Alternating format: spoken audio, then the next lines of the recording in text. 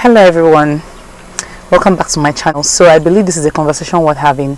A young woman was talking about how men should be respected in their homes and the role that men play in their homes, and trust me, everything she said struck a chord with me. So I was like, okay, let me share this with you. Before I share my thoughts about it, let's view her video.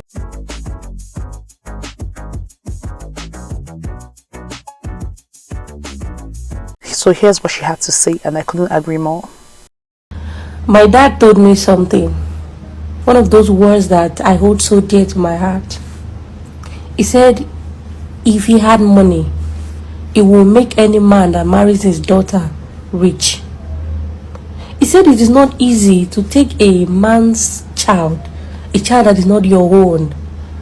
She's grown, you bring her into your house, you marry her, you feed her, you clothe her, you love her, you show her respect, like you make her a woman that our family are proud to see.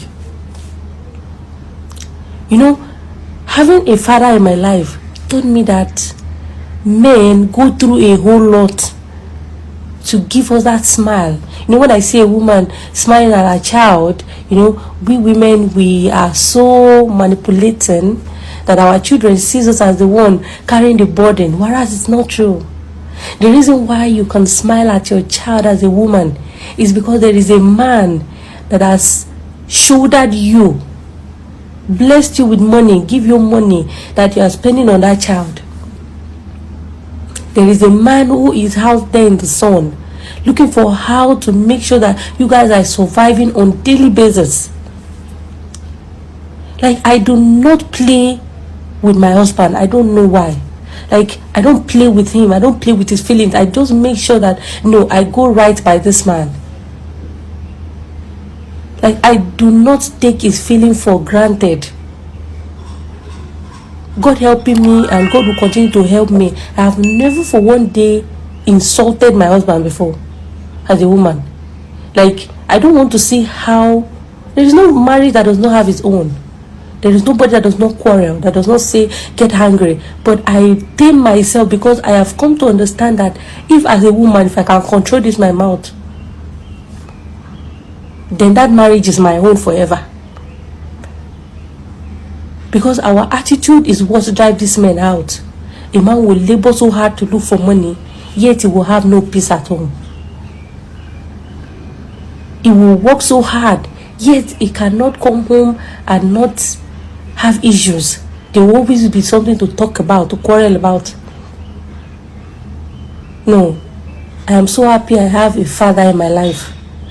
My dad taught me that no, you must just love that man regardless. He taught me, he still taught, he even still teach me till now. I'm still my father's daughter, because when I feel there's something I don't understand about men, about my husband as a man, I would ask my father, because he is a man.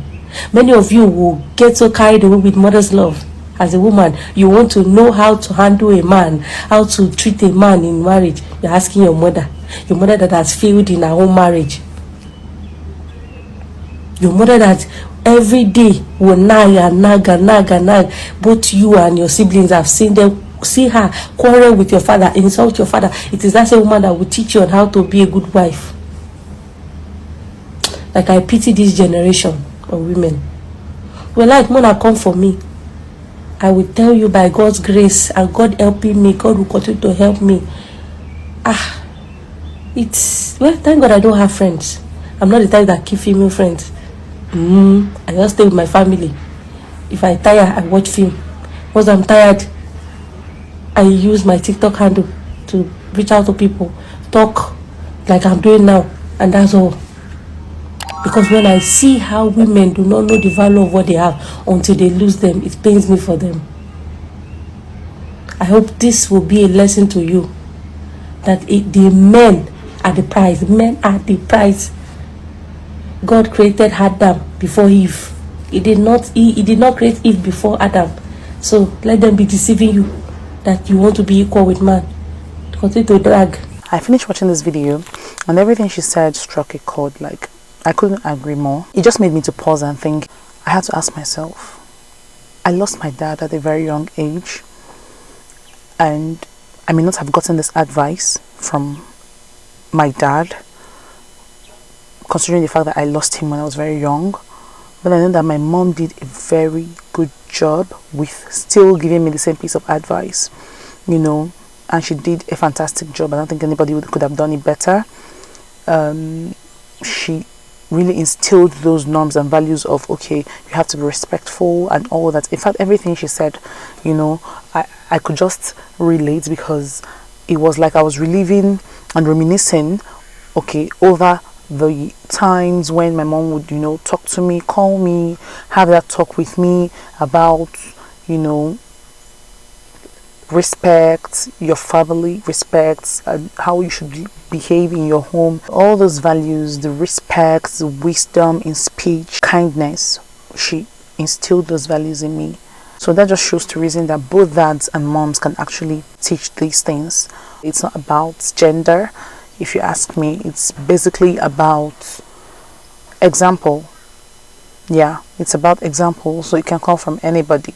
So what can we learn from this video? Respect is vital. Respect in marriage is not optional. It is foundational. It is a foundation. That respect should not be negotiated.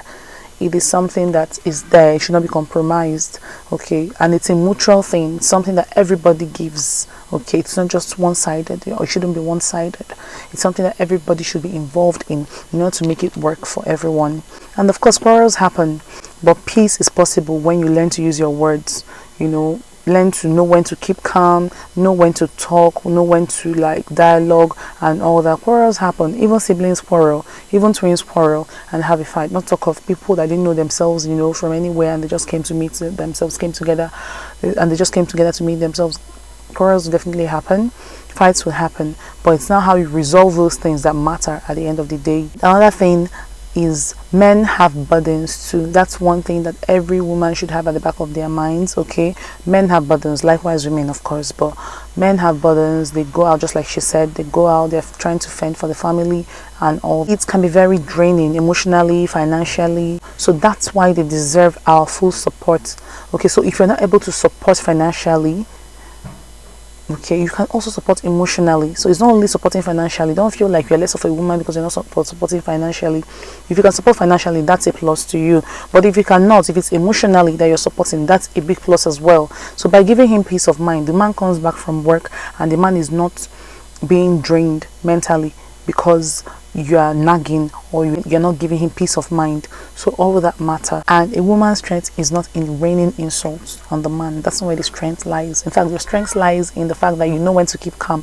I remember when my mom would always say that sometimes you should actually just have water in your mouth. Yeah, let me use it in our dialect.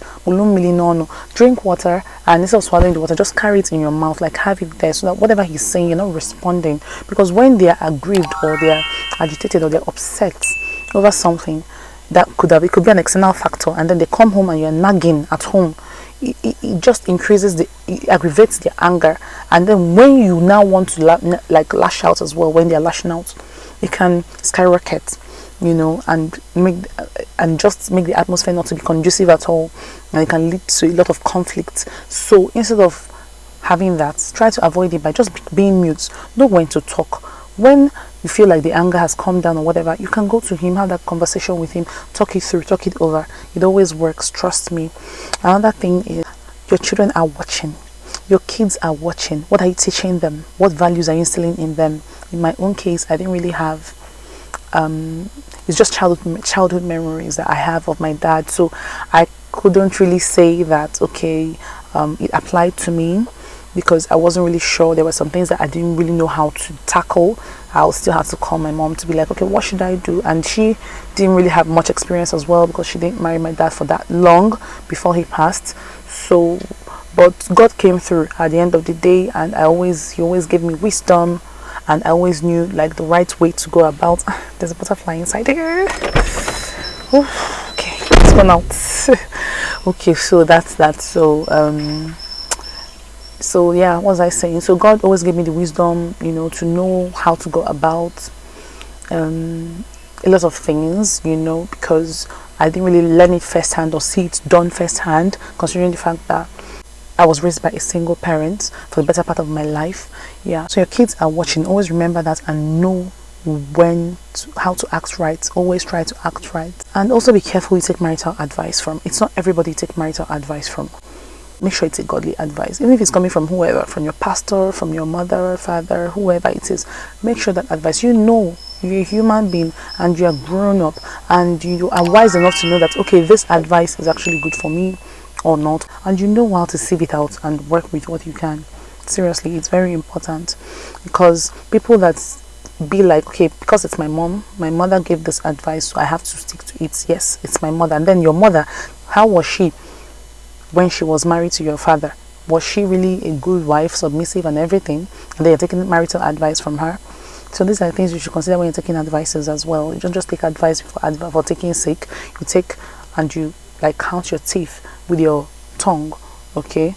And be very careful. And let's normalize speaking well to our husbands and about our husbands. When you're speaking about your husbands to people, are you always like nagging? Are you always insulting him?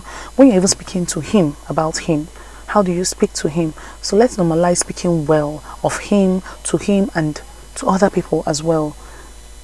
Not that you're going to go and paint a scenario that is not there. Like if he's not doing well, just go and start pretending or living in false fantasy that he's doing well. Not what I mean, but try to reduce that insult to the barest minimum. Respect him even when he's not there. When you're talking about him, the respect should be there. So all in all, I just feel we should build homes where husbands and wives are valued. Everybody should be valued, okay, in the home.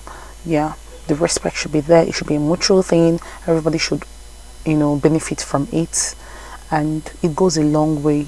Peace doesn't just happen. It's watered, it's planted and protected. So let's try to always do that. If you agree or you have a different view or opinion, please drop a comment in the comment section, and I would love to know your thoughts about it. Okay, so if you stayed up to this point, don't forget to like, comment, share and subscribe to my channel, and I'll see you next week in another video.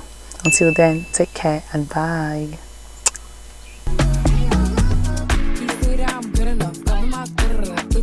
That I should've known. So I tell him it's one of me. He making fun of me. His girl is a